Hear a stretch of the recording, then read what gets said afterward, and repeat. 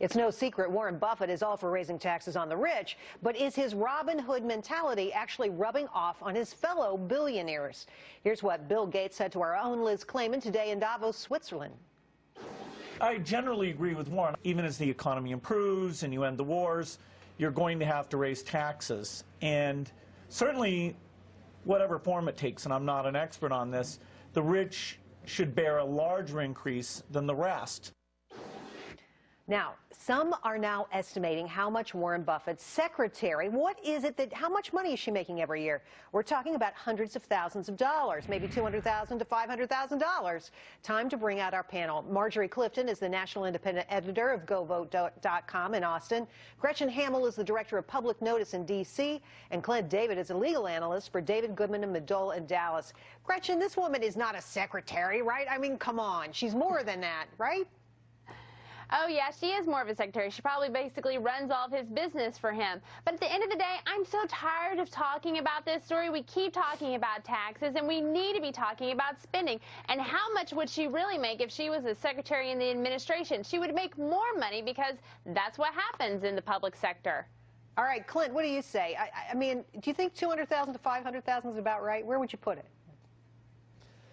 Well, I'll tell you this, Jeremy. First of all, I think this whole comparison is ridiculous. The reason Warren Buffett's paying such a low rate is its capital gains rates, and it's on money he's invested that he's already paid tax on. If his secretary isn't rich now, she will be soon. She's a household name. She'll write a book, appear in Boy. She'll have a reality show. So I think this entire comparison is ridiculous. Appear in Playboy. Come on, Clint. All right, Marjorie, to you. What do you make of this story? I mean, I think she's probably making a pretty penny. And well, it's more than a secretary, really, at the end of the day. Right. I mean, I personally think teachers and secretaries should be making a heck of a lot more than they do, because they do important jobs for our children and for us. But I have to say, I don't think this debate is about how much she's making. I think it's about paying the fair share of taxes. And, you know, in comparison to Mitt Romney, if he were paying 25% of his income, you know, that would still be walking with over $16 million. Whereas if you're making $60,000 a year or $200,000 a year, 25% is a pretty big hunk of money. It sure is. Well, I think it's a fascinating story. It's been a blowout quarter for Apple and its investors, but what about the workers overseas actually putting your iPads and your iPhones together? That's where they're made. New reports show employees log excessive overtime in harsh work environments, and in some cases leading to deaths. Clint, I think it's interesting, this, disconnect between what we see Apple being in this country and how they actually are overseas, especially their suppliers.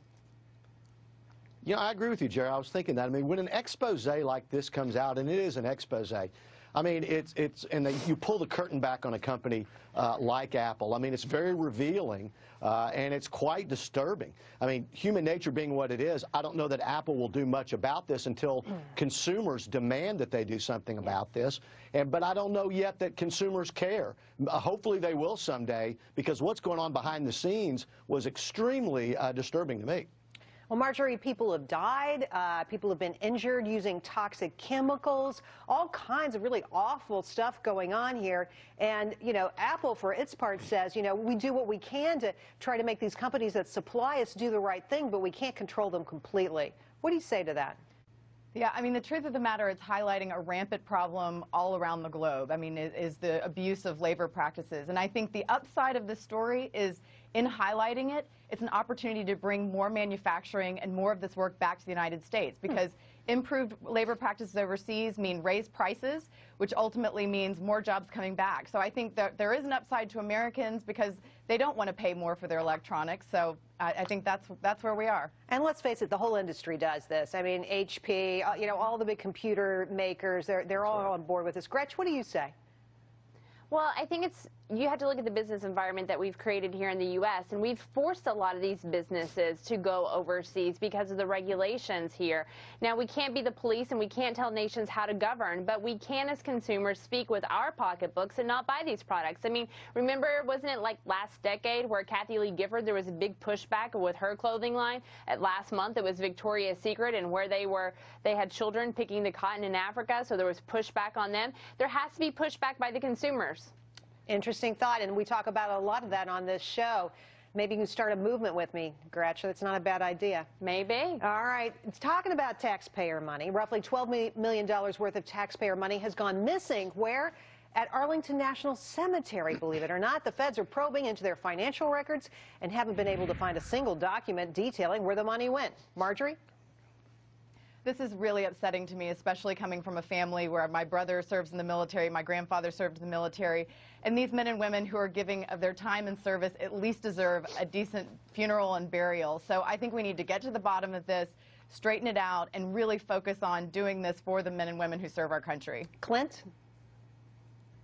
I totally agree. I mean, government incompetence has never been more sickeningly on display than what's going on at the cemetery. They're burying people in the wrong plots. There's unmarked graves. Now there, oops, we're missing $12 million, and there's a fraud investigation going on with the contractors. I mean, it's a horrible tribute to our deceased men and women in the military. It's just absolutely awful. I agree. Gretchen, I'm sorry we're out of time, but great job, everybody. Thanks for coming in tonight. Marjorie, Gretchen, and Clint, thank you so much.